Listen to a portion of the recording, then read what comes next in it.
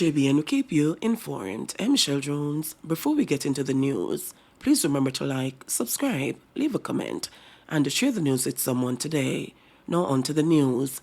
Bus driver killed, 14 passengers injured in Fonthill crash.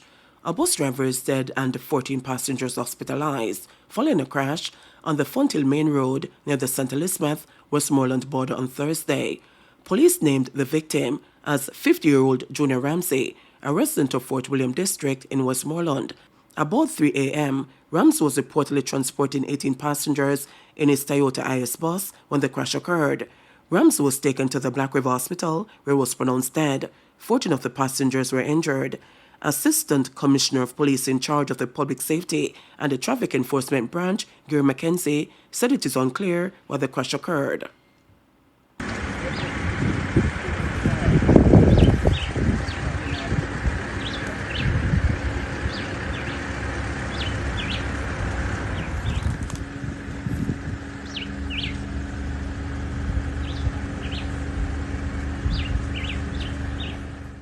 Gary McKenzie, Assistant Commissioner of Police, Commanding Officer for the Public Safety and Traffic Enforcement Branch.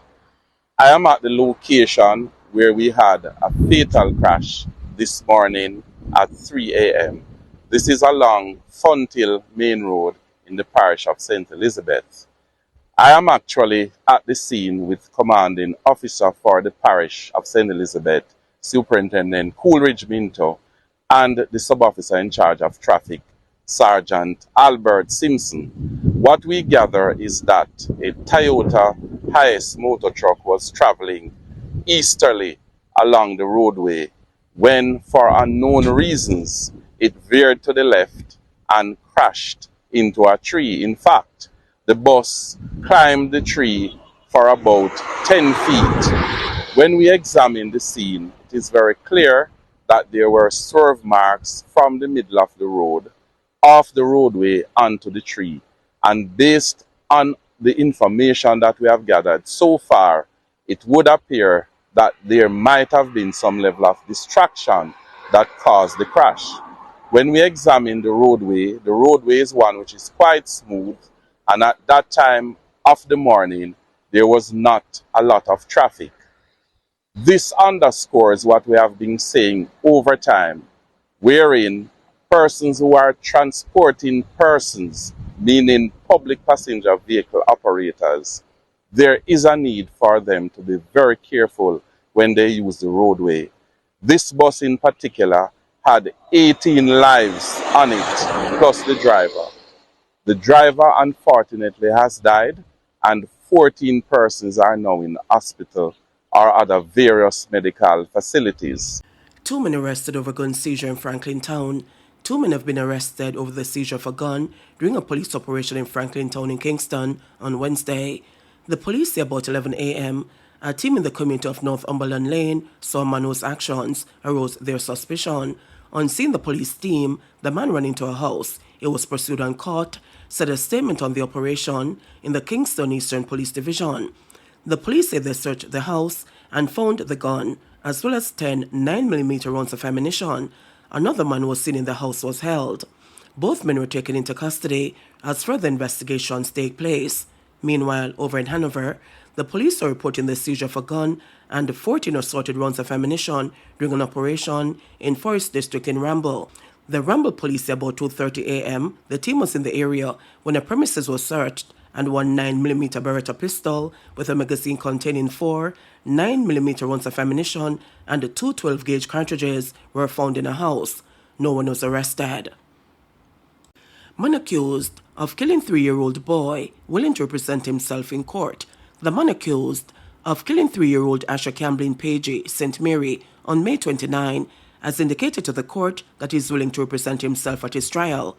33-year-old Devon Williams was without legal representation when he appeared in the St. Mary Parish Court on Tuesday to answer to the charges of murder and wounding with intent.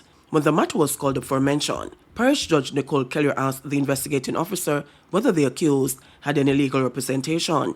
The investigating officer told the judge that Williams did not have a lawyer, but was quick to add that the father of the accused man was seeking an attorney to represent his son.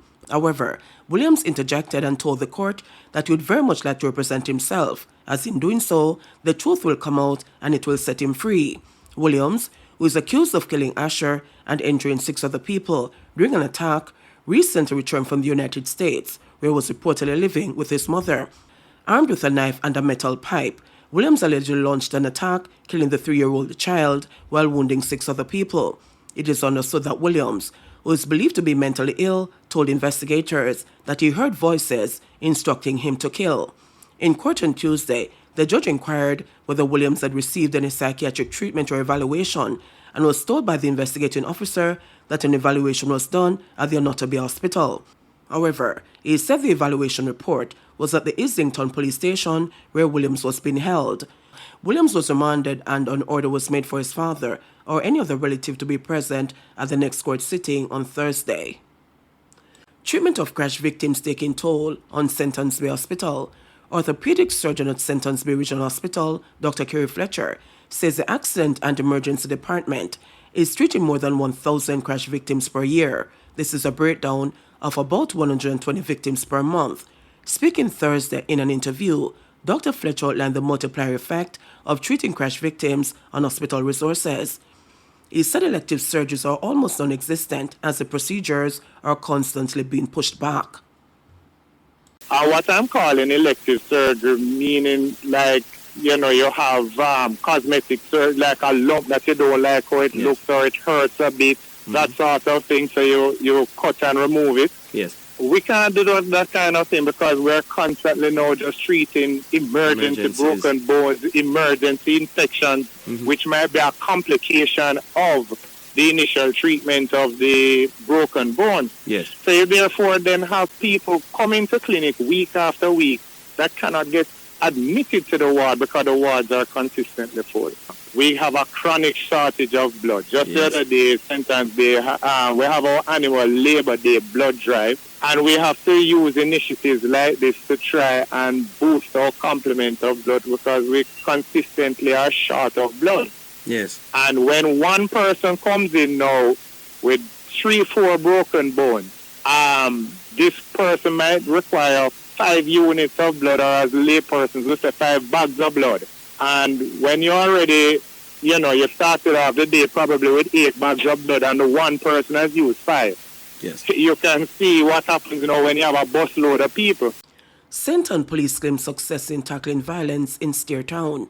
The leadership of the Senton Police Division is claiming success in the reduction in incidents of violence in Steer Town. The community is the main violent hotspot in the parish. Senior Superintendent Dwight Powell, commanding officer for St. Anne, said 4 murders and 4 shootings were recorded last year, a reduction compared with previous years. So last year we saw the entire Steer Town for the first time recording only 4 murders. 4 murders is bad enough, but it is a sign of encouragement. So 4 murders and 4 shooting incidents. So since the start of this year, we have only recorded just 1 shooting incident in the community, which I hope that would not have happened. But just to say that we have managed to bring the perpetrator in that incident to justice, so he will be facing the court. And we are appealing to those who are bent on creating mayhem in the community to resist the urge, because we'll be here. We'll ensure that law and order is maintained and that this community is on the road. SSP Powell led a walkthrough of Steer Town on Wednesday to reassure residents.